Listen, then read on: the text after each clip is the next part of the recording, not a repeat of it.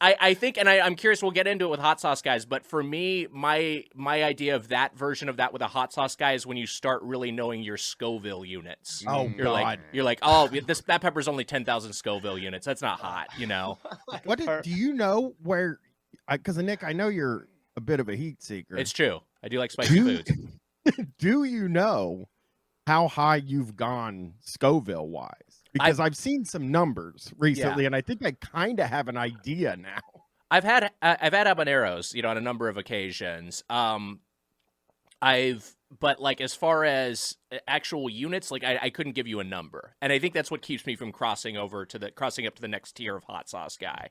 Also, habanero's not. I hate to tell you guys this. Not super impressive anymore. 100%. No, it's like you got to do ghost peppers. Ugh.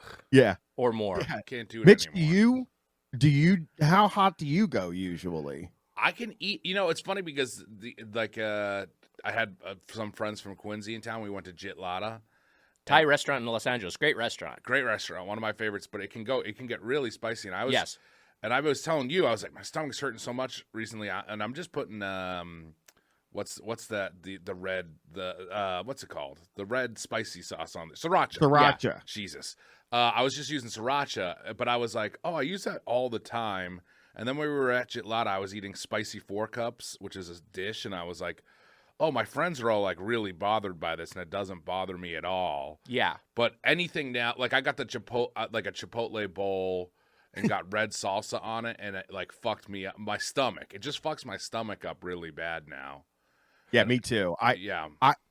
If I'm going like, which by the way, we would all be looked down upon for this. Oh, yeah, 100%.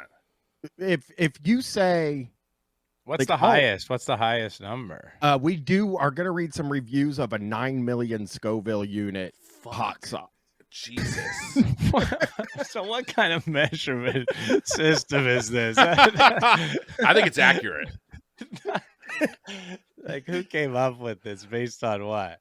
I can't figure that out anywhere, because there were hot sauce reviews that I read where they were like, well, they haven't certified their Scoville units yet, so we don't really know where it's at. So all the hot sauce guys are like, I think it was probably like a 500,000 to 650. And it's just like How do you get it certified? Did you look into that? Did you find anything about certification? Like, that's really interesting. There's probably some hot sauce committee, I would assume. Yeah, I guess there is. But it's like the saying, sweatiest fat guys.